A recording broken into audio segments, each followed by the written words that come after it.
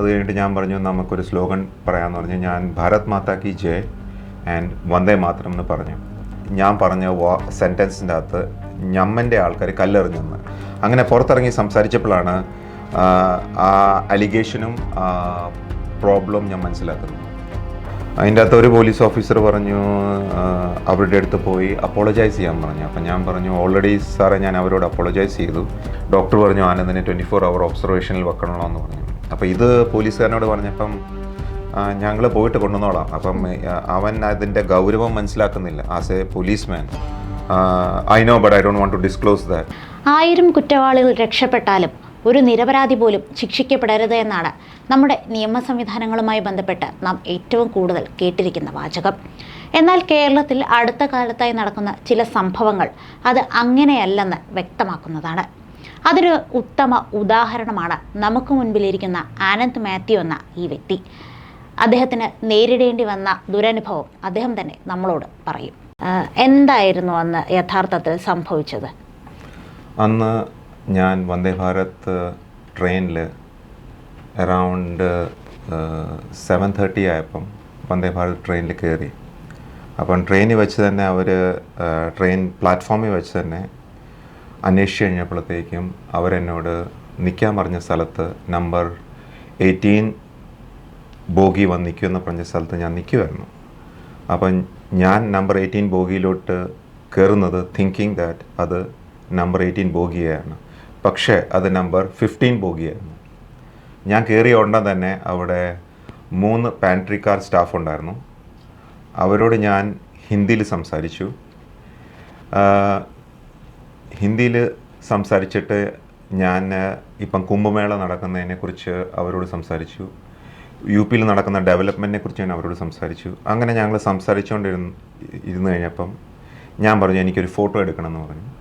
അപ്പോൾ അതിൻ്റെ മൂന്നാമത്തെ ഒരാൾ നമ്പർ 16 ഫേസ് ചെയ്ത് ഒരു ഫോട്ടോ എടുത്തു. അത് കഴിഞ്ഞിട്ട് ഞാൻ പറഞ്ഞു നമുക്കൊരു സ്ലോഗൻ പറയാമെന്ന് പറഞ്ഞു. ഞാൻ ഭാരത് മാതാ കി ജയ് ആൻഡ് വന്ദേ മാതരം എന്ന് പറഞ്ഞു.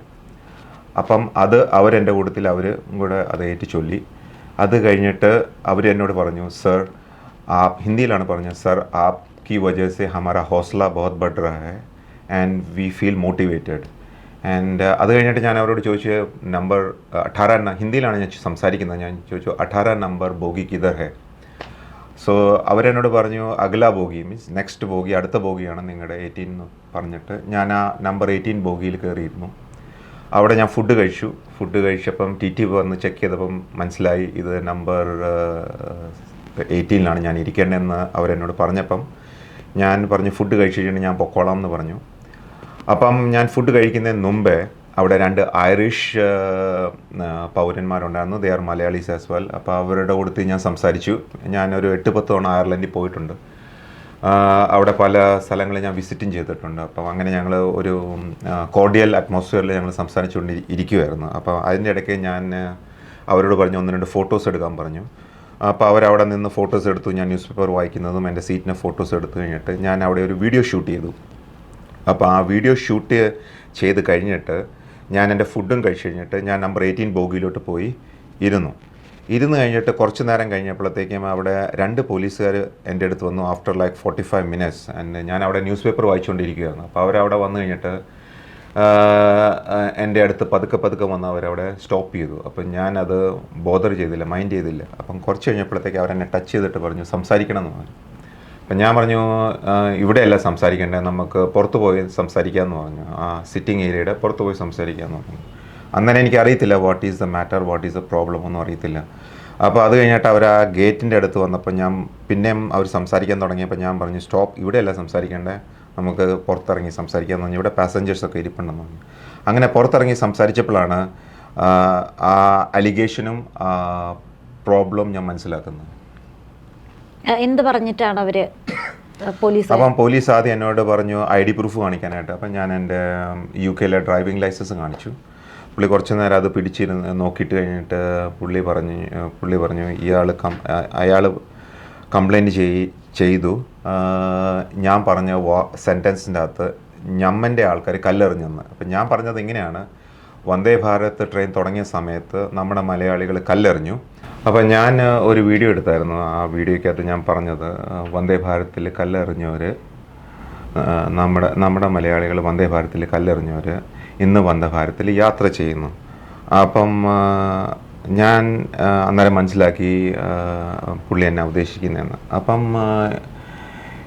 ഒരു സർക്കിൾ ഇൻസ്പെക്ടറാണെന്ന് തോന്നുന്നുള്ളൂ. അപ്പം ഞാൻ റെയിൽവേ പോലീസിന് അപ്പോൾ ഇമ്മീഡിയറ്റ്ലി ഞാൻ കംപ്ലയിൻറ്റ് ചെയ്ത വ്യക്തിയോട് പറഞ്ഞു, ഇഫ് നിങ്ങൾക്കത് തെറ്റായിട്ട് തോന്നിയിട്ടുണ്ടെങ്കിൽ I am really sorry and I am apologising you from the bottom of my heart. അത് പറഞ്ഞിട്ട് ഒരു ഓൾമോസ്റ്റ് ലൈക്ക് 15-20 മിനിറ്റ്സ് പിന്നെ പോലീസുകാർ അവരോട് സംസാരിക്കാൻ തുടങ്ങിയപ്പോൾ ഞാനൊരു സ്റ്റെപ്പ് വന്ദേ ഭാരതിൻ്റെ ഡോറിൻ്റെ മറ്റേ സൈഡിലോട്ട് പോയി. അവർ അതർ സൈഡിൽ വർത്തമാനം പറഞ്ഞുകൊണ്ടിരിക്കുക. ഞാൻ അവിടെ ഇൻ്റർഫിയർ ചെയ്തില്ല. കുറച്ച് കഴിഞ്ഞപ്പോഴത്തേക്കും he want to make it കംപ്ലൈൻറ്റിന് റിട്ടേൺ വേ.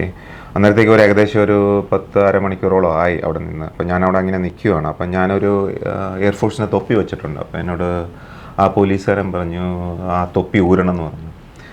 അപ്പോൾ ഞാൻ ആ തൊപ്പി ഊരി കഴിഞ്ഞിട്ട് ഞാൻ ആ പോലീസിനോട് നേരെ മുഖത്തോട്ട് നോക്കി പറഞ്ഞു, ഞാനൊരു അരമണിക്കൂറായിട്ട് നിങ്ങൾ പറയുന്നതെല്ലാം കേട്ടു, ഇനി ഞാൻ എൻ്റെ സീറ്റിൽ പോയിരുന്നോട്ടെ എന്ന് ചോദിച്ചു. അപ്പം ആ പോലീസ് ഓഫീസർ തലയാട്ടിയിട്ട് പറഞ്ഞു പോയിരുന്നോളാൻ പറഞ്ഞു.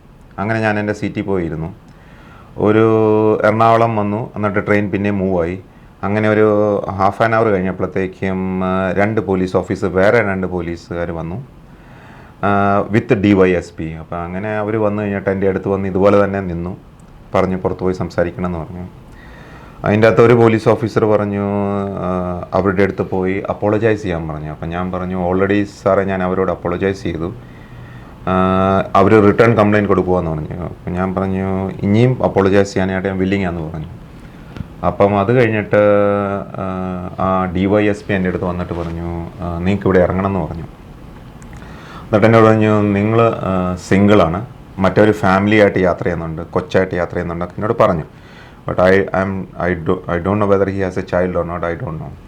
അപ്പം ഞാൻ ഓക്കെയും പറഞ്ഞിട്ട് എൻ്റെ ലഗേജ് എടുത്തിട്ട് ഡോറിൻ്റെ അടുത്ത് വെച്ചു. ഒരു 15 മിനിറ്റ്സ് ആയപ്പം ട്രെയിൻ തൃശ്ശൂരിൽ സ്റ്റോപ്പ് ചെയ്തപ്പോഴത്തേക്കും അവിടെ ഒരു 3-4 പോലീസുകാർ തൃശ്ശൂർ പോലീസ് സ്റ്റേഷനിൽ നിന്ന് കയ്യിൽ ലെറ്റർ പാഡോ ഏതാണ്ടൊക്കെ ആയിട്ട് അവർ എൻ്റെ കോച്ചിൻ്റെ പുറത്ത് വന്നു കഴിഞ്ഞിട്ട് ഞാൻ ഇറങ്ങിയിട്ട് ഞാൻ വാക്ക് ചെയ്ത്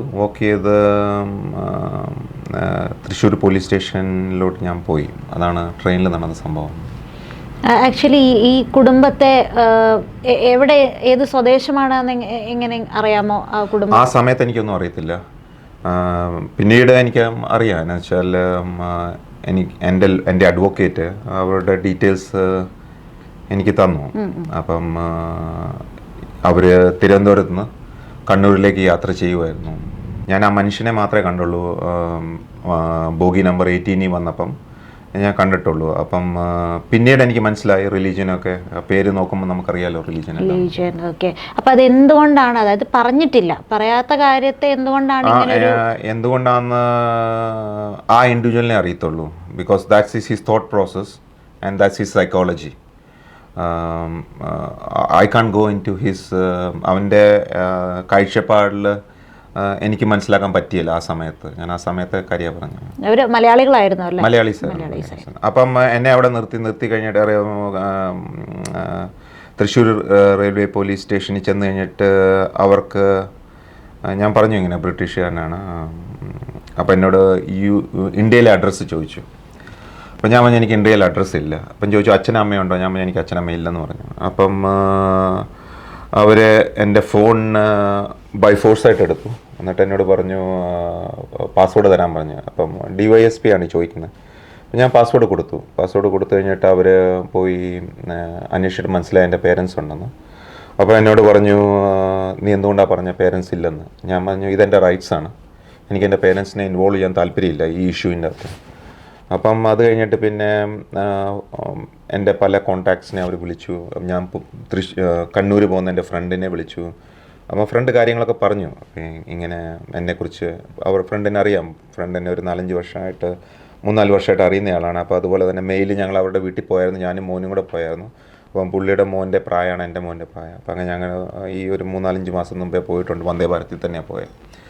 അപ്പം ഫ്രണ്ട് അവിടുന്ന് കോർഡിനേറ്റ് ചെയ്യുന്നുണ്ട്, പോലീസുകാരായിട്ട് സംസാരിച്ച് ഇവർ യാത്ര ചെയ്യുവാണ് കണ്ണൂരിലേക്ക്. കണ്ണൂരിൽ ട്രെയിൻ എത്തുന്നത് 12:15 അപ്പോൾ ഒരു 11 മണിയായപ്പം തൃശ്ശൂർ പോലീസ് എൻ്റെ ഓഫീസർ എൻ്റെ അടുത്ത് വന്ന് പറഞ്ഞു, അവർ നിങ്ങളുടെ കൂട്ടത്തിൽ കോംപ്രമൈസ് ചെയ്യാൻ ബില്ലിംഗ് ആണെന്നൊക്കെ പറഞ്ഞ് എല്ലാം കഴിഞ്ഞെന്ന് പറഞ്ഞ് ഷേക്ക് ഹാൻഡ് വരെ തന്നു.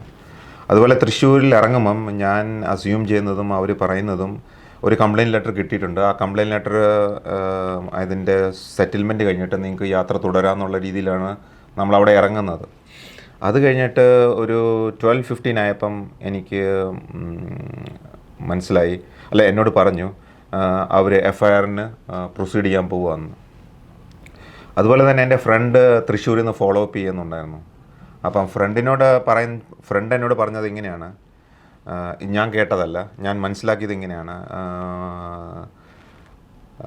കണ്ണൂർ ഇറങ്ങിക്കഴിഞ്ഞപ്പോഴത്തേക്കും അവർക്ക് മനസ്സിലായി I am going to take it forward because 2 മണിക്കൂറോളം എൻ്റെ യാത്രയിൽ എന്നെ നിർത്തി. അപ്പോൾ അവർക്ക് മനസ്സിലായി ഞാൻ ബ്രിട്ടീഷ് സിറ്റിസനാണ്, കംപ്ലയിൻറ്റ് പോകും. So they put FIR on me you know. അപ്പോൾ അത് കഴിഞ്ഞിട്ട് പിന്നെ so many things happen in the police station. So എങ്ങനെയായിരുന്നു പോലീസുകാരുടെ സമീപനം അപ്പോൾ ആ സമയത്ത്? പോലീസിൻ്റെ സമീപനം എന്ന് പറഞ്ഞു കഴിഞ്ഞാൽ ടോട്ടലി ഡിഫറെൻറ്റ് ഫ്രം UK. ഞാനൊരു സൈക്കാട്രിക് നേഴ്സായിരുന്നു UK ഒരു കുറേ വർഷം. അതുപോലെ തന്നെ കുവൈറ്റിലും ഞാൻ വർക്ക് ചെയ്തിട്ടുണ്ട് മിനിസ്ട്രിയിൽ. So almost like 20 years of experience I have. And ഇന്ത്യയിലും തന്നെ ഞാൻ വർക്ക് ചെയ്തിട്ടുണ്ട് ഷോർട്ട് ടേം ലൈക്ക് 6 months അങ്ങനെയാണ്. അപ്പം പഠിത്തം കഴിഞ്ഞുകൊണ്ട് തന്നെ ഞാൻ ലാഡർ ക്ലൈം ചെയ്ത് പെട്ടെന്ന് തന്നെ വിദേശത്തോട്ടൊക്കെ പോയി ഡൽഹി പഠിച്ചതാണ്. അപ്പം ഞാൻ പോലീസുകാരായിട്ട് ഡീൽ ചെയ്തിട്ടുണ്ട്, ഇന്ത്യയിലെ പോലീസിലും കുവൈറ്റിലെ പോലീസും പിന്നെ UK പോലീസായിട്ട് കുറേ നാളായിട്ട്. അപ്പം എന്നു വെച്ചാൽ സൈക്കാട്രിക് വാർഡിലാകുമ്പം പല പ്രോബ്ലംസ് ഉണ്ടാകും. അപ്പോൾ ആ പ്രോബ്ലംസിന് പോലീസ് ഇൻവോൾവ് ആകും. ഫോർ എക്സാമ്പിൾ പേഷ്യൻ്റ് മിസ്സിങ് ആയി, പേഷ്യൻ്റ് പുറത്തു പോയി എന്തെങ്കിലും ഹാം ചെയ്തു, അപ്പോൾ അതിനൊക്കെ പോലീസും നേഴ്സും തമ്മിൽ ഒരു ടീമായിട്ടാണ് വർക്ക് ചെയ്യുന്നത് അവിടെ UK. അപ്പോൾ അത് കഴിഞ്ഞിട്ട് ഇവിടെ ആ മൊബൈൽ ഇഷ്യൂ കഴിഞ്ഞിട്ട് ഒരു പോലീസുകാരൻ എൻ്റെ പെട്ടി തുറക്കാൻ തുടങ്ങി. അപ്പം ഞാൻ പറഞ്ഞു ഇത് നിയമവിരുദ്ധമാണ്, നിങ്ങൾക്ക് എൻ്റെ പെട്ടി തുറക്കാനുള്ള അധികാരം ഇല്ലെന്ന് പറഞ്ഞിട്ട് ഞാൻ പുള്ളിനെ ചാലഞ്ച് ചെയ്യാൻ വേണ്ടി ചോദിച്ചു, നിങ്ങളുടെ പേരെന്നാന്ന് ചോദിച്ചിട്ട് ഞാനിങ്ങനെ പുള്ളിയുടെ നെയിം പ്ലേറ്റിനെ അടുത്ത് പോയപ്പം പുള്ളി നെയിം പ്ലേറ്റ് ഇങ്ങനെ ഒളിപ്പിക്കാൻ തുടങ്ങി. അത് കഴിഞ്ഞിട്ട് പുള്ളിയുടെ ഒരു കൊളീഗ് പുള്ളിനെ വിളിച്ചു കഴിഞ്ഞിട്ട് പറഞ്ഞു, ഏതാണ്ട് സംസാരിച്ചു മാറ്റി നിർത്തിയിട്ട്. എന്നിട്ട് പുള്ളി വലിയ ബോൾഡായിട്ട് എൻ്റെ അടുത്ത് വന്നിട്ട് പറഞ്ഞു ഇവിടെ എല്ലാം CCTV ഉണ്ട്. അപ്പം അതിൻ്റെ ഇടയ്ക്ക് ഒരു ഐറിഷ് ക്രീം എന്ന് പറഞ്ഞ ഒരു പ്രൊഡക്റ്റ് UK കിട്ടും. അപ്പം ഒരു പോലീസുകാരൻ അത് തുറന്നിട്ട് പുള്ളി മണത്തിട്ട് എന്നോട് ചോദിച്ചു ഇതിന് എത്ര രൂപയാവും UK. അപ്പം ഞാൻ പറഞ്ഞു ഇതിനൊരു 1000-1500 രൂപ ആവും. പിന്നെ എൻ്റെ ഒരു ക്രിക്കറ്റ് ബാറ്റ് ഉണ്ടായിരുന്നു, ഒരാൾ വന്നിട്ട് ക്രിക്കറ്റ് ബാറ്റ് ഇങ്ങനെ പൊക്കി എന്നിട്ട് പറഞ്ഞു ഭയങ്കര വെയിറ്റ് ആണല്ലോ. അപ്പം ക്രിക്കറ്റ് ബാറ്റിന് വലിയ കവർ വെച്ചിട്ടുണ്ട്, പക്ഷേ പുള്ളി മനസ്സിലാക്കുന്നില്ല. അപ്പം ഞാൻ പറഞ്ഞു പുള്ളി പറഞ്ഞത് ഇത് ടെന്നീസ് ബോൾ ഞാൻ കളിച്ചിട്ടുണ്ടെന്ന് പറഞ്ഞു. ഞാൻ പറഞ്ഞത് ടെന്നീസ് ബോളിൻ്റെ ക്രിക്കറ്റ് ബാറ്റല്ല, ലെതർ ബോളിന് കളിക്കുന്ന ഇംഗ്ലീഷ് വീലോ ക്രിക്കറ്റ് ബാറ്റാന്ന് ചോദിച്ചു. അപ്പോൾ അതിന് ഓൾമോസ്റ്റ് 50,000 വിലയുണ്ട്. അപ്പോൾ ഞാൻ പറഞ്ഞു, പുള്ളി ചോദിച്ചു ഇതിന് എത്ര വിലയുണ്ട്? ഞാൻ പറഞ്ഞു ഇതിന് 1,00,000 രൂപ വിലയുണ്ട്. അന്നേരത്തേക്ക് ഓക്കെ എന്ന്. അത് കഴിഞ്ഞപ്പോൾ പിന്നെ വേറൊരു പോലീസുകാരൻ വന്നു, ഈ സാറ് സ്പോർട്സ് കോട്ടയിൽ കയറിയതായിരിക്കും പോലീസ്, ഈ സാറ് സ്പോർട്സ് മാനാന്ന് പറഞ്ഞു. ഞാൻ ചോദിച്ചു എന്നാ സ്പോർട്സാണ് കളിക്കുന്നത്? അപ്പോൾ അത് പുള്ളിക്ക് പറയാൻ അറിയത്തില്ല എന്നാ സ്പോർട്സാണ് കളിക്കുന്നത്. അത് കഴിഞ്ഞിട്ട് പിന്നെ പുള്ളി ഇതുപോലെ ബാറ്റ് എടുത്തു, എല്ലാവരും ബാറ്റ് പൊക്കുമോ. അപ്പം പൊക്കിക്കഴിഞ്ഞിട്ട് ഈ പറഞ്ഞ പോലീസുകാരൻ എൻ്റെ പേഴ്സണൽ ഡോക്യുമെൻറ്റ്സ് എല്ലാം തുറക്കുവാണ്. അപ്പം ഇവർക്ക് എങ്ങനെയും ഒരു നാട്ടിലെ അഡ്രസ്സ് വേണം എന്നെ കുരിശേ കയറ്റാനായിട്ട്. അപ്പം UK അഡ്രസ്സ് കൊടുത്തിട്ട് they are not satisfied. Driving licence കൊടുത്തു, പാസ്പോർട്ട് കൊടുത്തു, ഈവൻ OCA എന്നാന്ന് അറിയത്തില്ല. അപ്പോൾ അതിൻ്റെ OCAയുടെ മീനിങ് ഞാൻ പറഞ്ഞു കൊടുക്കുകയാണ് അവർക്ക്, അതിൻ്റെ ഫുൾ ഫോം. ഇതെല്ലാം കഴിഞ്ഞിട്ട് ഈ പുള്ളി എടുത്തിട്ട് പറഞ്ഞു എനിക്ക് കിട്ടി ഏറ്റുമാനൂരാന്ന് പറഞ്ഞു. എന്നിട്ട് പുള്ളി ഏതാണ്ട് എൻ്റെ ഒരു പേപ്പറോ ഏതാണ്ട് എടുത്തിട്ട് ചെക്ക് ചെയ്തിട്ട് ബാക്കിയെല്ലാം കൊണ്ട് തിരിച്ചു വെച്ചിട്ട് പെട്ടിയൊക്കെ ചെക്ക് ചെയ്തിട്ട് ഞാൻ പിന്നെ നമ്മളൊരു പെട്ടി പാക്ക് ചെയ്തല്ലേ പോകുന്നത്, പിന്നെ അത് അൺപാക്ക് ചെയ്തിട്ട് പാക്ക് ചെയ്യാനായിട്ട് സമയം എടുത്ത് അവിടെ തന്നെ ഇരുന്ന് പാക്ക് ചെയ്തു. പാക്ക് ചെയ്തിട്ട് ഒരു 12:30 ആയപ്പം വന്ന് പറഞ്ഞു കേസായിട്ട് പ്രൊസീഡ് ചെയ്യുകയാണ്. അപ്പം ഞാൻ 11 മണിയായപ്പോഴും ചോദിച്ചു എനിക്കൊരു ലോയറിനെ തരണ്ടേന്ന് ചോദിച്ചു. അപ്പം പറഞ്ഞു അതൊക്കെ ഞങ്ങൾ തരും കോടതി പോകുമ്പം തരും എന്നൊക്കെ പറഞ്ഞാൽ തരുന്നത്. പക്ഷേ UK ആണെങ്കിൽ അപ്പം തന്നെ അവർ നമുക്ക് പോലീസ് അപ്പം തന്നെ നമുക്ക് ലോയറിനെ തരുമെന്ന് വെച്ചാൽ പിന്നെ നമ്മൾ പറയുന്നത് തരാം ലോയറിൻ്റെ ത്രൂ ആണ് പറയുന്നത്. അല്ലാതെ അത് കഴിഞ്ഞിട്ട് ഇവർ FIR എഴുതുവാണ്. FIR ഇവർ സ്റ്റാർട്ട് ചെയ്യുന്നത് ഓൺലൈനിലാണ്. FIR എഴുതി കഴിയുമ്പോൾ ഇവർക്ക് ചില സ്ഥലത്ത് OC എന്ന് പറഞ്ഞപ്പോൾ ഞാൻ പറഞ്ഞു ഓവർസീസ് സിറ്റിസൺ ഓഫ് ഇന്ത്യ. അപ്പോൾ എൻ്റെ FIR തന്നെ ഞാനാണ് ഹെൽപ്പ് ചെയ്യുന്നത് ഫില്ലപ്പ് ചെയ്യാനായിട്ട്. പിന്നെ ഒരു ലേഡി ആണ് ഈ FIR എഴുതുന്നത്. പുള്ളിക്കാരിയെ കൊണ്ട് പറ്റാത്തതിന് പിന്നെ കുറച്ച് ലാസ്റ്റ് ആയപ്പോഴത്തേക്കും വേറെ ഒരു പോലീസ് സീനിയർ ഓഫീസറും കൂടെ പുള്ളിക്കാരിയുടെ കൂടെ തീരുന്നു. ഒരു തരത്തിൽ ഒരു 4 മണി ആയപ്പോഴത്തേക്ക് ഇവർ കംപ്ലീറ്റ് ചെയ്തു. പക്ഷേ എന്നോട് പറഞ്ഞത് 3 മണിയാകുമ്പം കംപ്ലീറ്റ് ചെയ്തിട്ട് പോകുന്നതാണ് പറഞ്ഞു. അപ്പോൾ അതിൻ്റെ ഇടയ്ക്ക് ഞാൻ പറഞ്ഞു എൻ്റെ ലോയറിനെ തരാൻ പറഞ്ഞിട്ട് ലോയറിന് എൻ്റെ അഡ്വക്കേറ്റിനെ വിളിച്ചു. അപ്പോൾ ആ അഡ്വക്കേറ്റ് കോട്ടയത്തായിരുന്നു. അപ്പം ആ അഡ്വക്കേറ്റ് എൻ്റെ ത്രൂ പല കാര്യങ്ങൾ പുള്ളി അന്വേഷിച്ചു. അപ്പോൾ എനിക്ക് ഇത് മീഡിയയിൽ പറയാൻ പറ്റിയില്ല. അപ്പം അന്വേഷിച്ചിട്ട് പല കാര്യങ്ങളും ഞാൻ മനസ്സിലാക്കി. അപ്പം ഞാൻ എൻ്റെ ലോയർ ഒരു 3:30 ഒക്കെ ആയപ്പം എൻ്റെ ലോയർ വിളിച്ചു. എൻ്റെ ഫ്രണ്ട് ബെയിലിന് വേണ്ടി 2 വിറ്റ്നസിനെ റെഡിയാക്കി. അത് കഴിഞ്ഞിട്ട് മെഡിക്കലിന് ഞാൻ പോയി. മെഡിക്കലിന് ഞാൻ തൃശ്ശൂർ ഹോസ്പിറ്റലിലാണ് പോകുന്നത്. അപ്പം അവിടെ ചെന്ന് കഴിഞ്ഞപ്പോഴത്തേക്കും എൻ്റെ കയ്യിൽ കുറച്ച് വാല്യുബിൾ ഐറ്റംസ് ഉണ്ടായിരുന്നു. എന്നോട് പറഞ്ഞ് പെട്ടിയും സാധനങ്ങളൊക്കെ വെക്കാൻ പറഞ്ഞു. പക്ഷേ ഞാൻ ആരെയും ട്രസ്റ്റ് ചെയ്യില്ല. അതുപോലെ തന്നെ എൻ്റെ ഒരു കണ്ണാടി മിസ്സായിപ്പോയി, സൺഗ്ലാസസ്. അത് ഇതുവരെ എനിക്ക് കിട്ടിയിട്ടില്ല. അപ്പം അത് ഞാൻ പിന്നെ നെക്സ്റ്റ് ഡേ വിളിച്ചു. അന്നേരം പറഞ്ഞു ഞാനല്ല എന്നൊക്കെ പറഞ്ഞ് അവർ കള്ളം പറഞ്ഞു. ഞാൻ പോലീസുകാരുടെ പേരൊക്കെ ചോദിച്ചിട്ട് അവർ തന്നില്ല എനിക്ക്. അപ്പം അത് കഴിഞ്ഞിട്ട് ആശുപത്രി ചെന്നിട്ട് ഞാൻ 4:15 ആയപ്പോൾ മാസ്ക് ചോദിച്ചു. അപ്പോൾ എനിക്ക് മാസ്ക് തന്നില്ല, ഫേഷ്യൽ മാസ്ക്. അപ്പം ഞാൻ എന്നിട്ട് എൻ്റെ തന്നെ ടവലുണ്ടായിരുന്നു, ഇതുപോലെ ഒരു ടവല് ഞാൻ എടുത്തിട്ട് അതിനെങ്ങനെ ഞാൻ ഫോൾഡ് ചെയ്തിട്ട് അവരുടെ CCTVയിലുണ്ട് തൃശ്ശൂർ ഹോസ്പിറ്റലിൽ. എന്നിട്ട് എനിക്ക് ഇങ്ങനെ കെട്ടേണ്ടി വന്നു mask until I finish my medical checkup. അപ്പോൾ അത് കഴിഞ്ഞിട്ട് ഞാൻ ഡോക്ടറിന് വേണ്ടി വെയിറ്റ് ചെയ്തിട്ട് അവിടെ എല്ലാ ടൈപ്പും പേഷ്യൻസ് ഉണ്ട്. പക്ഷേ ഒരു കാര്യം എനിക്ക് സ്റ്റക്ക് ചെയ്തത് ആസ് എ നേഴ്സ് ഞാൻ അവിടെ എനിക്ക് ഏറ്റവും വിഷമമായത് ഒരു കൊച്ച് കോമയിൽ കിടക്കുവാണ് അമ്മയുടെ മടിയിൽ. ആ അമ്മ കൊച്ചിനെ പിടിച്ചുകൊണ്ട് ഇങ്ങനെ നിൽക്കുവാണ്. എന്നിട്ട് ആരും ബോധോടല്ല എമർജൻസി ആയിട്ട് ആ കൊച്ചിനെ കൊണ്ടുപോകാനായിട്ടോ. അങ്ങനെ പല എക്സ്പീരിയൻസ് ഉണ്ട്. അപ്പോൾ ഉള്ള എക്സ്പീരിയൻസിൽ ഞാൻ വളരെ വിഷമമായുള്ള എക്സ്പീരിയൻസ് ഞാൻ ഷെയർ ചെയ്യുവാണ്. അത് കഴിഞ്ഞിട്ട് ഞാൻ ഡോക്ടറിൻ്റെ അടുത്ത് പോയി 1 മണിക്കൂറോളം വെയിറ്റ് ചെയ്തിട്ട് 5 മണി ആയപ്പോൾ ഡോക്ടറിൻ്റെ അടുത്ത് ചെന്നു. ഞാൻ ഡോക്ടറോട് ഇംഗ്ലീഷിലാണ് സംസാരിക്കുന്നത്.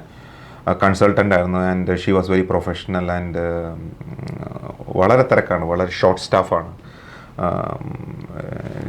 Junior doctors I find they are not experienced enough to support her. ഞാൻ കാഷ്വാലിറ്റിയിൽ UK വർക്ക് ചെയ്തിട്ടുണ്ട് as a general nurse. And എമർജൻസിയിൽ ഞാൻ വർക്ക് ചെയ്തിട്ടുണ്ട്.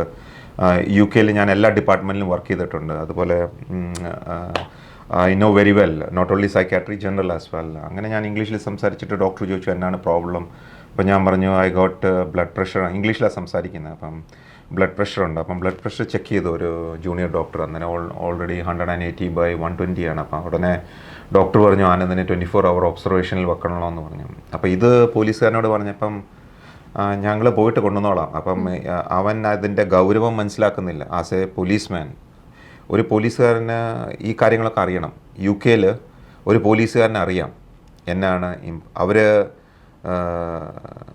Very efficient. അവർക്ക് സ്റ്റാർ ആൻഡ് സ്റ്റോർ ഒന്നുമില്ല. പക്ഷേ ഒരു സർജൻ്റ് എന്ന് പറഞ്ഞു കഴിഞ്ഞാൽ മോർ ദാൻ നമ്മുടെ DYSP and more than I will say the IAS officer. he has the knowledge for only a sergeant I'm talking about. സാധാ പോലീസുകാരുടെ കാര്യം പറയണ്ട, അവർക്കറിയാം എന്നാ ചെയ്യേണ്ടതെന്ന്. ഒരാൾക്ക് എന്നാ പറ്റിയാൽ എപ്പോഴാണ് ആംബുലൻസ് വിളിക്കേണ്ടത് അവർ കാണുമ്പോൾ തന്നെ അറിയാം. വഴിയിൽ എന്തുമാത്രം ആൾക്കാർ കള്ളുപിടിച്ച് കിടക്കുന്നു, എന്തുമാത്രം പ്രോബ്ലംസ് അവിടെ ഉണ്ടാകുന്നു, ഫൈറ്റ് ഉണ്ടാകുന്നു. They know how to deal at that situation. ആരുടെ കയ്യിലും തോക്കുമൊന്നുമില്ല, അമേരിക്കയിലെ പോലെ ആരുടെ കയ്യിലും തോക്കില്ല. അപ്പം നെക്സ്റ്റ് ഞാൻ പറഞ്ഞു ഞാൻ ഡയബറ്റിക്കാണ്. പിന്നെ ഞാൻ പറഞ്ഞു എനിക്ക് ചില വിഷമങ്ങളുണ്ട്, അതിനുവേണ്ടി മരുന്ന് കഴിക്കുന്നുണ്ട്. ഞാൻ പറഞ്ഞു എനിക്ക് അതിനു വേണ്ടി ഡോക്ടറെ കാണണം എന്ന് പറഞ്ഞു. അപ്പം പുള്ളിക്കാരി പറഞ്ഞു ഒരു ലേഡി ഡോക്ടറുണ്ട്, ആ ഡോക്ടർ കുറച്ച് കഴിയുമ്പം ആനന്ദ് പോയിട്ട് വന്നിട്ട് കണ്ടോളാൻ പറഞ്ഞു. അപ്പം ആ സിറ്റുവേഷനിൽ എന്നെ വിടുന്നത് വെരി ഹൈ റിസ്ക്.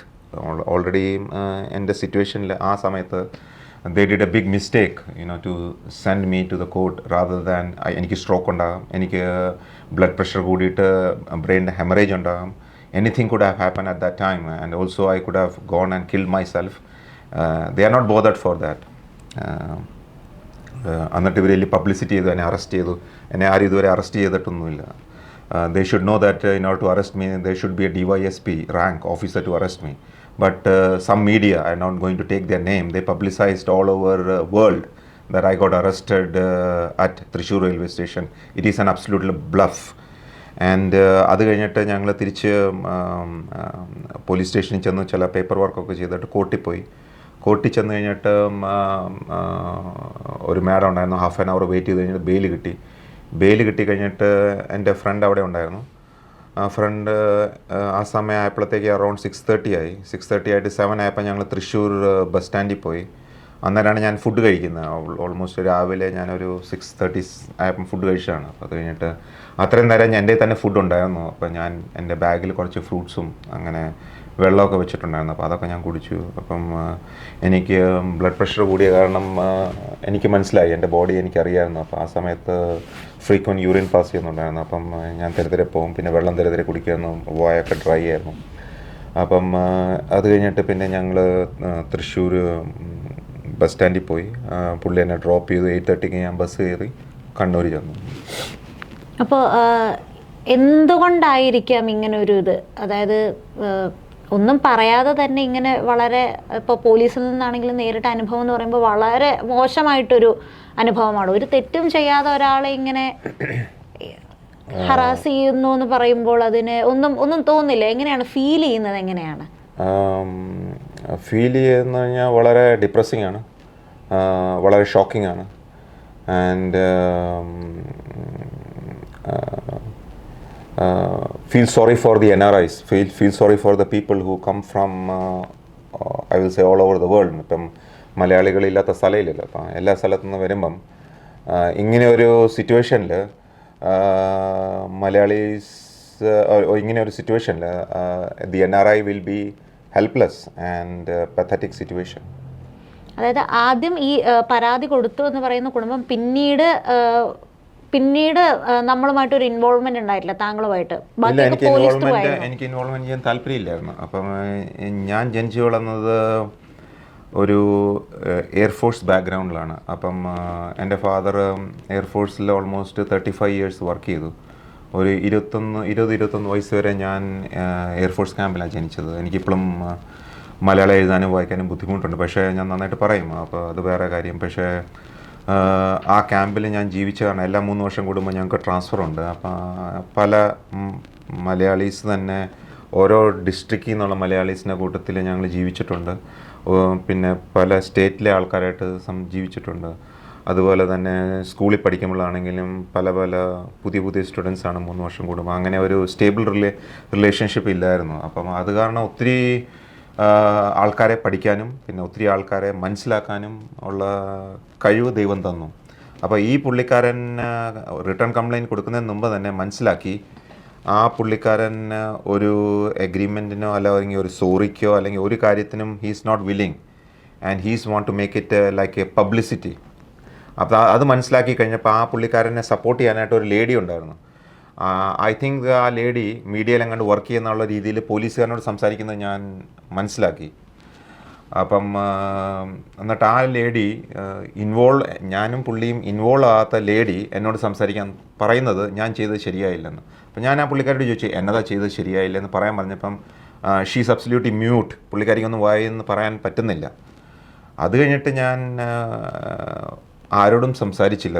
ഇത് ഈ പുള്ളിക്കാരി വരുന്നത് തൃശ്ശൂരിൽ എന്നെ ഇറക്കാനായപ്പോൾ അതിൻ്റെ സന്തോഷത്തിലാണ് ഈ പുള്ളിക്കാരി വരുന്നത്. പക്ഷേ ഞാനും ആ പുള്ളിക്കാരിയും തമ്മിൽ ഒരു ഇൻവോൾവ്മെൻറ്റും ഇല്ല. അവിടെ കംപ്ലയിൻറ്റ് കൊടുത്തിരിക്കുന്ന ആ ജെൻറ്റിൽമാനാണ്. ആ പുള്ളിക്കാരത്തി അപ്പോൾ തുടക്കം തൊട്ട് ഈ സംഭവങ്ങളൊക്കെ കേട്ട് അവിടെ ഇരുന്നതാണ്? എനിക്കറിയത്തില്ല, ഞാൻ ആ പുള്ളിക്കാരനെ കണ്ടിട്ടുമില്ല. ആ സമയത്താണ് ആയിരിക്കും ഞാൻ കാണുന്നത്. ഇറങ്ങാറായപ്പോഴാണ് ഞാൻ ഈ കാണുന്നത്. ട്രെയിൻ സ്റ്റോപ്പ് ചെയ്യാനായിട്ട് തൃശ്ശൂർ എത്തുന്നതിന് ഒരു 15 മിനിറ്റ്സ് മുമ്പെയാണ് ഈ പുള്ളിക്കാരി അപ്പിയർ ചെയ്യുന്നത് വേറെ ഏതോ കമ്പാർട്ട്മെൻറ്റിൽ നിന്ന്. ഞാൻ അന്നേരം 18-ൽ നിൽക്കുമോ ഇറങ്ങാനായിട്ട്. അപ്പം പുള്ളിക്കാരി അതിൻ്റെ അപ്പുറത്ത് 17, 16 ഏത് കമ്പാർട്ട്മെൻറ്റാണെന്ന് പോലും എനിക്കറിയത്തില്ല. എന്നുവെച്ചാൽ നമ്മൾ നാട്ടിലാരും പരിചയമില്ല. സംസാരിച്ചപ്പം പരിചയമുള്ളവരുടെ 2 ട്രെയിനിലെ പാൻട്രി സ്റ്റാഫും പിന്നെ ഈ 2 ചെറുപ്പക്കാരാണ്. 21, 22 വയസ്സുള്ള 25-ൻ്റെ ഡിഗ്രി കഴിഞ്ഞതാണ്. അപ്പോൾ ഓൾമോസ്റ്റ് 25 ഇയേഴ്സ് ആയിരിക്കും. അപ്പോൾ അവർ പഠിച്ച ഡിഗ്രി എന്നാന്നൊക്കെ ഞാൻ ചോദിച്ചു. അപ്പം നമ്മൾ വളരെ ഫ്രണ്ട്ലി ആയി. അപ്പം അവർ ഒരാൾ ചെങ്ങന്നൂർ 2 പേരും ബ്രദേഴ്സാണ്. അപ്പം ചെങ്ങന്നൂരിൽ നിന്ന് അങ്ങോട്ട് കയറിയതാണ്. അപ്പം ഇതിനിടയ്ക്ക് കേട്ടിരുന്നു, അതായത് പൈസ തന്ന് റെയിൽവേ പോലീസ് ഇതിനൊരു കോംപ്രമൈസിനൊരു ശ്രമമുണ്ടായി എന്നുള്ള തരത്തിലൊന്ന് കേട്ടിരുന്നു. അപ്പോൾ അങ്ങനെ എന്തെങ്കിലും? അത് ഞാൻ ഡയറക്റ്റായിട്ട് കേട്ടിട്ടില്ല. അപ്പോൾ എനിക്ക് ഹെൽപ്പ് ചെയ്യാമെന്ന പുള്ളി പറഞ്ഞു, ഇങ്ങനെ അറൗണ്ട് 11 ആയപ്പം ഇങ്ങനെ പുള്ളിക്ക് ഒരു കോൾ വന്നു. എനിക്ക് അറിയത്തില്ല, I M not a witness in to that. And എനിക്കിങ്ങനെ ഒരു ഇൻഫർമേഷൻ കിട്ടി. ആൻഡ് ആ ഇൻഫർമേഷൻ എനിക്ക് കിട്ടുന്നത് കോർട്ടിൽ ചെല്ലുമ്പോഴാണ്. ഈ ഈ ഈ ഈ സംഭവം നടന്നത് around 11 o'clock, between 11:30 to 12, between 11 to 12 എന്ന് ഞാൻ പറയാം. ആ സമയത്താണ് സംഭവം. പക്ഷേ ഞാൻ പോലീസ് സ്റ്റേഷനിൽ അറൗണ്ട് 9:30 തൊട്ട് അറൗണ്ട് 4 വരെ ഞാൻ ഇരിക്കുമായിരുന്നു. ലൈക്ക് എ സ്റ്റീൽ ബെഞ്ചിൽ ചുമ്മാ ഇരിക്കുമായിരുന്നു. എനിക്ക് എഴുന്നേക്കാൻ പോലും പറ്റിയില്ലെന്ന് എനിക്ക് മനസ്സിലായി. അപ്പം എൻ്റെ ചാർജ് എന്നാണ്, എൻ്റെ FIR എന്നാണ്. FIR ശരിക്കും പറഞ്ഞാൽ ഓൺലൈനിൽ എഴുതി കഴിഞ്ഞിട്ട് എൻ്റെ ക്രൈം ഇവർ പറയുന്നുണ്ടല്ലോ, അല്ലെങ്കിൽ എൻ്റെ ക്രൈം പോലും എനിക്ക് മനസ്സിലായില്ല ആ സമയത്ത്. പിന്നീട് എനിക്ക് മനസ്സിലായി നോൺ ബെയിലബിൾ ആണ്, റിലീജിയസ് ആണെന്നൊക്കെ എനിക്ക് മനസ്സിലാവുന്നുണ്ട്. പിന്നെ അണ്ടർസ്റ്റാൻഡ് ചെയ്യുന്നുണ്ട്. അത് അണ്ടർസ്റ്റാൻഡ് ചെയ്യുന്ന കോർട്ടിൽ ചെല്ലുമ്പോഴാണ്. എൻ്റെ വക്കീൽ അത് പ്രസൻറ്റ് ചെയ്യുന്ന സമയത്ത് അവർ IPCനെ മാറ്റി പുതിയ ലോ ബുക്ക് ഉണ്ടല്ലോ, എന്നാ പറയുന്നത്, അതിൻ്റെ പേര് എനിക്ക് അറിയത്തില്ല. അപ്പോൾ ആ പുതിയ ഇവരുടെ നിയമത്തിൻ്റെ ബുക്ക് അവരെടുത്തിട്ട് അത് വായിക്കുന്നതൊക്കെ കണ്ടപ്പോഴാണ് എനിക്ക് മനസ്സിലാവുന്നത് ഇതിൻ്റെ ഗൗരവം എത്രയാണ്, സീരിയസ്നെസ് എത്രയാണ്. ഓക്കെ. അപ്പോൾ അങ്ങനെ ഒരു ഇതുണ്ടായിരുന്നു, അങ്ങനെ ഇപ്പം ഈ പറഞ്ഞതുപോലെ പൈസ തരാം, കോംപ്രമൈസ് ചെയ്യണം എന്നുള്ള തരത്തിൽ അപ്രോച്ച് ചെയ്തിരുന്നോ പോലീസുകാർ? അങ്ങനെ എന്തെങ്കിലും പറഞ്ഞിരുന്നോ? എന്നോട് ഡയറക്റ്റായിട്ട് പറഞ്ഞില്ല, പക്ഷെ എൻ്റെ തേർഡ് പാർട്ടിയോട് പറഞ്ഞു. തേർഡ് പാർട്ടി എന്നോട് പറഞ്ഞു. അങ്ങനെ തേർഡ് പാർട്ടി പറഞ്ഞു, the money will not be given to your hand, the money will be given through certain എന്നാ പറയുന്ന ഒരു what can I say, legal way or with some evidence, you know. Okay. അപ്പോൾ അതിനോടൊപ്പം എങ്ങനെയായിരുന്നു പ്രതികരിച്ചിരുന്നത്? No, പ്രതികരിക്കുന്ന എന്നാ പറഞ്ഞു കഴിഞ്ഞാൽ ഇതൊക്കെ നമുക്കറിയാവുന്ന കാര്യമാണ്. This is not that Hindi പറഞ്ഞ നോ കോയി ബി ദൂത് കാ ധുല നെയ് ഹൈ, means nobody in this state is cleared by washing. അല്ലെങ്കിൽ മലയാളത്തിൽ പറഞ്ഞു കഴിഞ്ഞാൽ ആരും പാലിൽ കുളിച്ച ആൾക്കാരല്ല. So I know these things, and ന്യൂസിലും മീഡിയയിലൊക്കെ വരുന്നതല്ലേ. And how much corruption is happening in this country, I know very well, and I have traveled around the world, and I have seen everything. So this is not a shock for me. എനിക്കതൊരു എന്നാ പറയുന്ന ഒരു ഷോക്കായിട്ട് തോന്നിയില്ല. I thought this is common practice among the people who are protecting us. ഓക്കെ. അപ്പോൾ ഏത് റാങ്കിലുള്ള ഉദ്യോഗസ്ഥരായിരുന്നു? അങ്ങനെ അറിയില്ല. എത്ര എമൗണ്ട് ആണ് ചോദിച്ചത്? I know, but I don't want to disclose that. എനിക്ക് ബെയിലാണ് important. Whatever happen at the background, because I gave almost 30,000 rupees to get my bail, okay, and that is recordical, okay. So I paid 30,000, and what can I say for that, you know? These things, I mean, പാല് കിട്ടുന്ന പശുവിനെ maximum കറക്കുക, അതാണ് എനിക്ക് പറയാനുള്ളൂ. ഇനിയിപ്പോൾ എങ്ങനെയാണ് തുടർ നടപടികൾ? എങ്ങനെയാണ് ഇതിൻ്റെ തുടർ നടപടി എങ്ങനെയാണെന്ന് ചോദിച്ചു കഴിഞ്ഞാൽ, ഇൻ ഓർഡർ ടു ഇതിൻ്റെ അകത്ത് ഒരു നോർമലൈസ് ആകാനായിട്ട് എനിക്കൊരു 3-4 ദിവസം എടുത്തു. It was A shock. അറിഞ്ഞു കഴിഞ്ഞപ്പം, മനസ്സിലാക്കി കഴിഞ്ഞപ്പം, ബിക്കോസ് ഇതിൻ്റെ നടപടി എന്നാന്ന് ചോദിച്ചു കഴിഞ്ഞാൽ, ഐ വിൽ ടേക്ക്, ഞാൻ അതിൻ്റെ നടപടി എൻ്റെ രീതിയിലെടുക്കും. നിങ്ങളുടെ നടപടികൾ നിങ്ങൾ എടുത്തല്ലോ, ഇനിയിപ്പം ball is in my court, and I will do whatever I want. Okay. അപ്പോൾ നിയമ നടപടിയായിട്ട് മുന്നോട്ട് പോകും. അത് നിയമമാണോ ഏതാണോ എന്ന് ഞാനിപ്പം പറയില്ല. അപ്പം ഏതാണ് എനിക്ക് സൂട്ട് ചെയ്യുന്നത്, which is best for the public and best for the NRI, I will do it.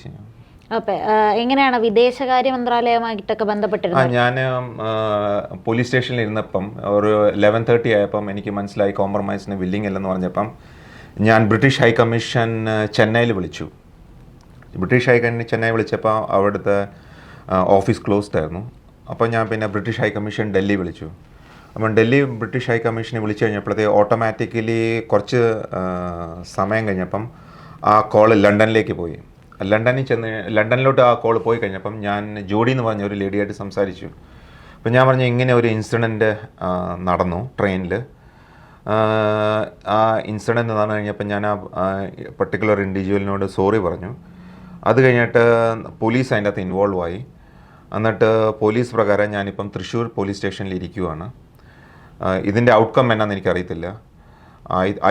ഞാൻ മനസ്സിലാക്കുന്നത് മേ ബി നിയമപരമായിട്ട് ഇത് പോകുമെന്ന് പറഞ്ഞു. അപ്പോൾ ആ ലേഡി എന്നോട് പറഞ്ഞു, mister Mathews, you have did an absolutely right thing to apologise to that man. Even ഏത് ബ്രിട്ടീഷുകാരനും ലോകത്തെവിടെ പോയാലും എന്തെങ്കിലും സംഭവിച്ചു കഴിഞ്ഞാൽ ബ്രിട്ടീഷ് ഹൈ കമ്മീഷൻ അതിനെ വിലയിരുത്തി കഴിഞ്ഞിട്ടാണ് അവരതിനെ ഡിസൈഡ് ചെയ്യുന്നത് ഈ കേസ് ബ്രിട്ടീഷ് ഹൈ കമ്മീഷൻ എടുക്കണോ വേണ്ടതെന്ന്. അപ്പോൾ അവർ ഇപ്പം അതൊരു പ്രോസസ്സിലാണ്. ആൻഡ് ഞാൻ പിന്നെ വിളിച്ചാൽ പിന്നെ അത് അവർ ടേക്കപ്പ് ചെയ്യും. പിന്നെ ഞാൻ UK പോകുന്നുണ്ടല്ലോ, പോവുകയാണെങ്കിൽ I know what to do. So ഇതെപ്പോഴായിരുന്നു സംഭവങ്ങൾ നടന്നിരുന്നത്? ഇത് 18th ജനുവരി കോട്ടയം റെയിൽവേ സ്റ്റേഷനിൽ ട്രെയിൻ വരുന്നത് ഐ തിങ്ക് 7:30 ആണെന്ന്, 7:30 6:30, I M not pretty sure. അപ്പോൾ ആ സമയത്ത് ആ കോട്ടയം റെയിൽവേ സ്റ്റേഷനിൽ വെച്ചാണ് നടന്നത്. Presently the case has been, ആ കേസ് തൃശ്ശൂരിൽ നിന്ന് കോട്ടയം റെയിൽവേ പോലീസിലേക്ക് കൈമാറി കഴിഞ്ഞിട്ട് എന്നെ വിളിച്ചു കഴിഞ്ഞിട്ട് ഞാൻ എൻ്റെ എവിഡൻസ് എല്ലാം ഞാൻ ആദ്യം പ്രസൻറ്റ് ചെയ്യാൻ താല്പര്യമില്ലായിരുന്നു. Because I can't trust anybody with the experience I had. ഞാൻ എൻ്റെ ഈ എവിഡൻസ് എൻ്റെ അഡ്വക്കേറ്റിന് മാത്രമേ ഞാൻ കൈമാറിയിട്ടുള്ളൂ, എൻ്റെ പേഴ്സണൽ അഡ്വക്കേറ്റിനോട്ട്.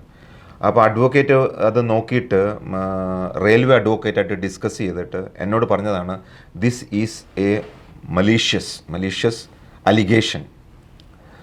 ആൻഡ് ഞാൻ കോട്ടയം റെയിൽവേ പോലീസ് ചെന്നിട്ട് അവർ വളരെ ഐ വിൽ സേ സപ്പോർട്ടീവായിരുന്നു. അവർ കാര്യങ്ങളെല്ലാം വളരെ സീരിയസ് ആയിട്ട് കേട്ട് കഴിഞ്ഞിട്ട് എനിക്ക് അവരായിട്ടൊരു ട്രസ്റ്റ് ബിൽഡ് ചെയ്ത് കഴിഞ്ഞപ്പം ഞാൻ എൻ്റെ എവിഡൻസ് എല്ലാം അവരെ കാണിച്ചു. ഫസ്റ്റ് ഞാൻ ആ എവിഡൻസ് കാണിച്ചു, സ്ലോഗൻ വിളിച്ച എവിഡൻസ് കാണിച്ചു.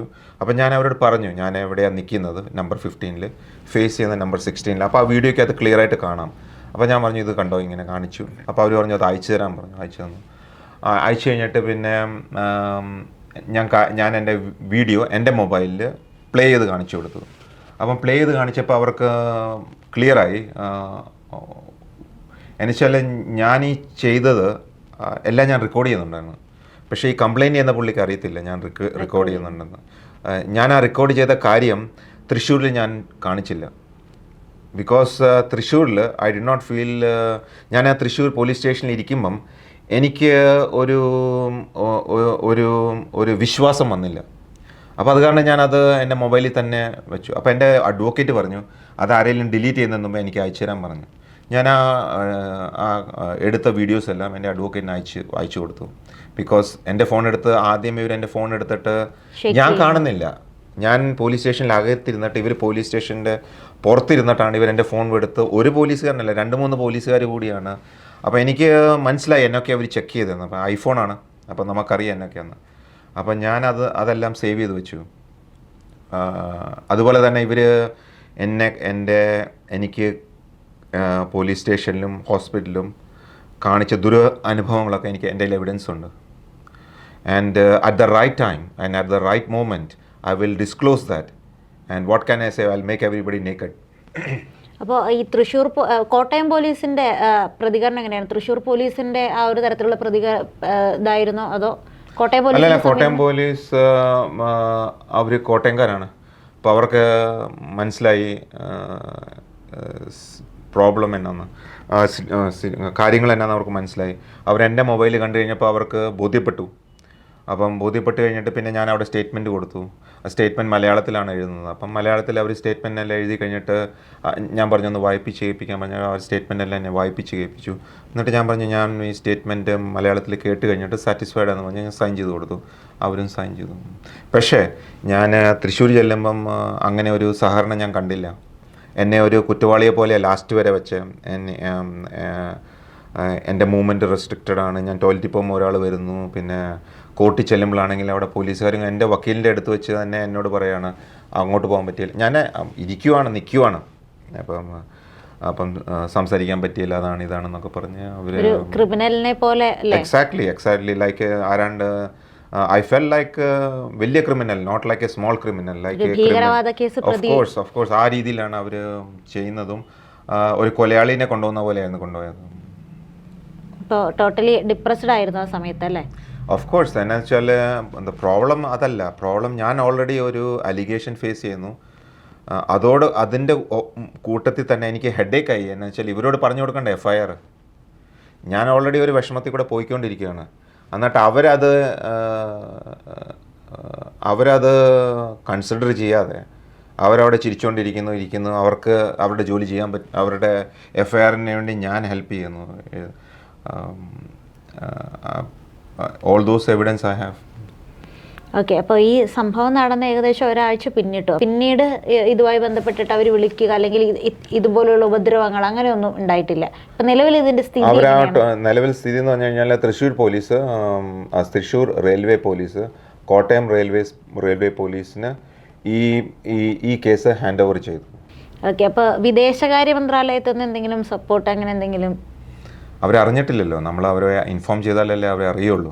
But I will take it at my own time. ഇപ്പം ഇന്ത്യൻ ഫോറിൻ മിനിസ്ട്രീനെ അറിയിക്കണമെങ്കിൽ എനിക്ക് അവരുടെ ആ ഒരു സ്റ്റാൻഡേർഡിൽ, ബിക്കോസ് അത് കേരള പോലെ അല്ലല്ലോ, ഇന്ത്യൻ ഗവൺമെൻറ് അല്ലേ. അപ്പോൾ ഇന്ത്യൻ ഗവൺമെൻറ് സ്റ്റാൻഡേർഡിൽ എനിക്കത് പ്രസൻറ്റ് ചെയ്യണം. പ്രസൻറ്റ് ചെയ്യുന്നതിന് മുമ്പ് എനിക്ക് പല ആൾക്കാരായിട്ടും ഡിസ്കസ് ചെയ്യണം. It is not a simple matter. It's between 2 countries. United കിങ്ഡമും ഇന്ത്യയും തമ്മിലുള്ള ഒരു ഇഷ്യൂ ആണ്. But those people are not understanding that. മനസ്സിലായോ? അപ്പം it has is on process, it has is on time scale, and I will take it. I told before as well to the other media that I'm going to take it. British വിദേശകാര്യ മന്ത്രാലയത്തിൽ നിന്ന് ലഭിക്കുന്ന നിർദ്ദേശങ്ങൾ എന്തൊക്കെയാണ്? അത് സംസാരിച്ചപ്പോൾ ഞാൻ പറഞ്ഞില്ല, ബ്രിട്ടീഷ് വിദേശകാര്യ മന്ത്രാലയം വളരെ സീരിയസ് ആയിട്ടുള്ള കേസിനാണ് പോകുന്നത്. ഓക്കെ, ഞാൻ അവരോട് എൻ്റെ അഡ്വക്കേറ്റും ബ്രിട്ടീഷ് മന്ത്രാലയം തമ്മിൽ കോണ്ടാക്ട് ചെയ്യുമ്പോഴാണ് അതിൻ്റെ പ്രൊപ്പോർഷനേറ്റായിട്ട് എടുക്കുന്നത്. ഇപ്പോൾ ഇവരെന്നെ ജയിലിൽ കൊണ്ടുപോയി ഓടുകയായിരുന്നെങ്കിൽ ഓൾമോസ്റ്റ് ബ്രിട്ടീഷ് ഹൈ കമ്മീഷനിൽ നിന്ന് ആരെങ്കിലും വന്ന് എന്നെ കാണാൻ വന്നേനെ. That situation is different. ഞാൻ പറഞ്ഞില്ല, അതിൻ്റെ അവർക്കൊരു ഡിഫറെൻറ്റ് സ്റ്റേജസും ഡിഫറെൻറ്റ് എന്നാ പറയുന്നത് പ്രോബ്ലംസ്, അതനുസരിച്ചാണ് അവരത് ഡീൽ ചെയ്യുന്നത്. നമ്മുടെ ഗവൺമെൻറ് ഡീൽ ചെയ്യുന്ന പോലെയല്ല. ഞാൻ UK ചെല്ലുന്നതിന് മുമ്പേ ഗൾഫിൽ ഒരു 6 വർഷം ഉണ്ടായിരുന്നു. അപ്പം ഞാനൊരു പുതിയ മലയാളി നാട്ടിൽ നിന്ന് ചെല്ലുന്ന പോലെയല്ല ചെല്ലുന്നത്. ലോകം കണ്ടിട്ട്, ഇന്ത്യ മുഴുവൻ കണ്ടിട്ട്, ഗൾഫ് രാജ്യങ്ങളിൽ സൗദി അറേബ്യ ആയിരുന്നു ആദ്യത്തെ ജോലി. അത് കഴിഞ്ഞ് പിന്നെ അവിടുന്ന് കുവൈറ്റിലോട്ട് പോയി. അവിടെ മിനിസ്ട്രിയിലായിരുന്നു വർക്ക് ചെയ്തത്. അപ്പോൾ ആ ഒരു എക്സ്പീരിയൻസ് വെച്ചാണ് UK തന്നെ അവർ സെലക്ട് ചെയ്യുന്നത്. അപ്പം അന്നത്തെ കാലത്ത് ദേ ഗേവ് മീ UK അവർ എനിക്ക് 1.5 വർഷം അക്കോമഡേഷനും പിന്നെ ഒരു 6-7 മാസം വരെ ഫുഡ് 3 നേരം തന്ന കാലമെന്ന് ഓർക്കണം. അപ്പോൾ അന്ന് ഈ ഫൈനാൻഷ്യൽ ക്രൈസിസ് ഒന്നും വന്നിട്ടില്ല. അപ്പം ഞാൻ പെട്ടെന്ന് എസ്റ്റാബ്ലിഷ്ഡായി compare to the other Malayalees. അപ്പം അങ്ങനെയായപ്പം പിന്നെ ഇതുപോലെ സോഷ്യൽ ആക്ടിവിറ്റീസിൽ അവിടെ ഞാൻ താമസിക്കുന്ന വൂസ്റ്റർ എന്ന് പറഞ്ഞ സ്ഥലമാണ്, വെസ്റ്റ് മിഡ്ലൻഡ്സിൽ വരും. അപ്പോൾ അന്നത്തെ കാലത്ത് ഒരു 100 മലയാളികളോ കുറച്ച് മലയാളികളോ ഉള്ളൂ. അപ്പോൾ അന്നത്തെ കാലത്ത് സോഷ്യലായിട്ട് ഇതുപോലെ സംസാരിക്കാനായിട്ടും ഒക്കെ ഇതായിട്ട് അവരെന്നെ പ്രസിഡൻ്റാക്കി. വൂസ്റ്റർ മലയാളി അസോസിയേഷൻ്റെ പ്രസിഡൻറ്റ് 2005 ആക്കി കഴിഞ്ഞപ്പോൾ ഞാൻ അവിടെ പല സോഷ്യൽ ആക്ടിവിറ്റീസും പിന്നെ അവിടുത്തെ മന്ത്രിമാരും മിനിസ്റ്റേഴ്സും പിന്നെ അവിടുത്തെ കൗൺസിലേഴ്സും പിന്നെ അവരായിട്ട് കോണ്ടാക്റ്റ് ഉണ്ടായിരുന്നു. അത് കഴിഞ്ഞ് പിന്നെ ഒരു 3-4-5 വർഷം പിന്നെ എനിക്ക് അതിനോട് വലിയ ഇൻട്രസ്റ്റ് ഒന്നും തോന്നിയില്ല ബിക്കോസ് ഓഫ് കേരള പൊളിറ്റിക്സ്. അത് കഴിഞ്ഞ് പിന്നെ ഞാൻ കുറച്ച് നാൾ മാറി നിന്നു. അത് കഴിഞ്ഞപ്പം പിന്നെ അവർക്ക് പിന്നെ ആവശ്യം വന്നപ്പം കുറച്ച് നാൾ സെക്രട്ടറി ആയിട്ട് നിന്നു. I withdrew from everything and I had my own എൻ്റെ തന്നെ പേഴ്സണൽ പ്രോബ്ലംസ് ഉണ്ടായിരുന്നു. ഈ സംഘടനകളിൽ നിന്നൊക്കെ ഞാൻ മാറി നിന്നു.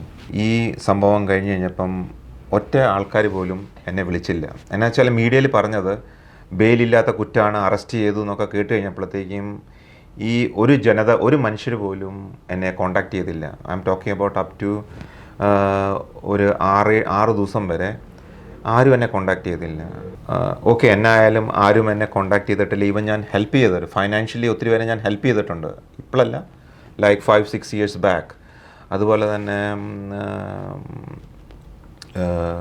ആരും കോണ്ടാക്ട് ചെയ്തില്ല. അപ്പം ഇത് കേട്ട് കഴിഞ്ഞപ്പം അവർ UK തന്നെ വിളിച്ചു. ഇത് അവിടെ ബ്രിട്ടീഷ് മലയാളിയുണ്ട്. അപ്പോൾ ഞാൻ ആദ്യം അവരെയാണ് കോണ്ടാക്ട് ചെയ്യുന്നത്. അപ്പം ഞാനൊരു ബ്രിട്ടീഷുകാരനായപ്പം എനിക്കൊരു വിശ്വാസം വന്നാണ് അവരെ കോണ്ടാക്ട് ചെയ്തപ്പം അവരതിനെ നന്നായിട്ട് ഹൈലൈറ്റ് ചെയ്തു ആൻഡ് അവർ പ്രൊഡ്യൂസ് ചെയ്തു. അപ്പോൾ അവിടെ നിന്ന് കോണ്ടാക്ട് ചെയ്തു UK ന്ന്. ഞാനിങ്ങനെ പല സംഘടനകളെക്കുറിച്ച് പറയുന്ന കാരണം അവരെന്തിനാണ് ഹൈലൈറ്റ് ചെയ്യുന്നതെന്ന്. ഓക്കെ, അപ്പം ഞാൻ പറഞ്ഞു, ബിക്കോസ് നിങ്ങൾ സ്റ്റേജിൽ നിന്ന് കോട്ടിൻ്റെ ആയിട്ടിട്ട് പിരിക്കാൻ മാത്രമല്ല, ഒരു വ്യക്തിക്ക്, നിങ്ങളുടെ കൂട്ടത്തിൽ നിൽക്കുന്ന വ്യക്തിക്ക് ഇതുപോലെ ഒരു ബുദ്ധിമുട്ടോ അല്ലെങ്കിൽ വിഷമം വരുമ്പം അറ്റ്ലീസ്റ്റ് ഒന്ന് വിളിച്ച് ചോദിക്കുക, അല്ലെങ്കിൽ ചോദിക്കുക ഹൗ ആർ യു. പക്ഷേ ഞാൻ കണ്ണൂർ ചെന്ന് കഴിഞ്ഞപ്പോഴത്തേക്കും അവിടെയുള്ള എല്ലാ ആൾക്കാരും ആ വിഷമത്തെ എൻ്റെ വിഷമാക്കി മനസ്സിലാക്കി എന്നോട് സംസാരിച്ചു.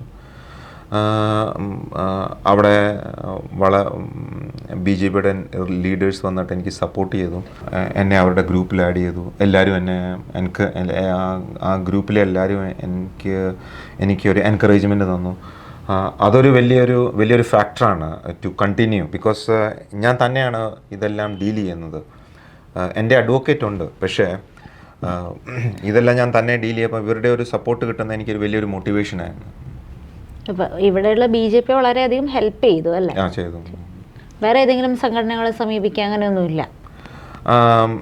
ഞാൻ വെയിറ്റ് ചെയ്തു ആരാണ് എന്നെ കോണ്ടാക്ട് ചെയ്യുന്നത്. എന്നുവെച്ചാൽ ഇത് വലിയൊരു ഇഷ്യൂ അല്ലേ. അപ്പോൾ ഇത്രയും വലിയ ഇഷ്യൂ ആയിട്ട് ഇത്രയും വലിയ സംഘടനകൾ ഒരു വാക്ക് പോലും പറഞ്ഞില്ലാത്തതിൻ്റെ വിഷമം, ദുഃഖം എനിക്കിപ്പോഴും ഉണ്ട്. മേ ബി ദൈവം ഇത് നല്ലതിന് വേണ്ടിയാണ് ചെയ്തിരിക്കുന്നത്. ഒരു ഹൈ ലെവലിനായിട്ടോട്ടാണ് ഞാൻ പോയിരിക്കുന്നത്. എൻ്റെ ലെവൽ എന്നാണ്, ആ ലെവലിലാണ് ഞാൻ അവരെ കൺസിഡർ ചെയ്യുന്നത്. ഇപ്പോഴത്തെ BJPയിലെ ആ ടീം, എൻ്റെ ഡോക്ടേഴ്സ് ഉണ്ട്, നേഴ്സസ് ഉണ്ട്, ഹൈലി ക്വാളിഫൈഡ് ആൾക്കാരുണ്ട്. So I can express my think. മനസ്സിലാക്കുന്ന ആൾക്കാരോട് ഞാൻ എക്സ്പ്രസ് ചെയ്യാൻ പറ്റും. അല്ലാതെ അവിടെ പോയി ഈ യൂസ്ലെസ് സംഘടനയുടെ കൂട്ടത്തിൽ പോയി എനിക്ക് എൻ്റെ ടൈം വേസ്റ്റ് ചെയ്യേണ്ട ആവശ്യമില്ല. ആൻഡ് ഒരു 6-7 വർഷമായിട്ട് ഞാൻ ഒരു സംഘടനയിലും ആക്റ്റീവായിട്ട് ഇൻവോൾവ് ഇല്ല. My wife and my kids അവർ പോവും.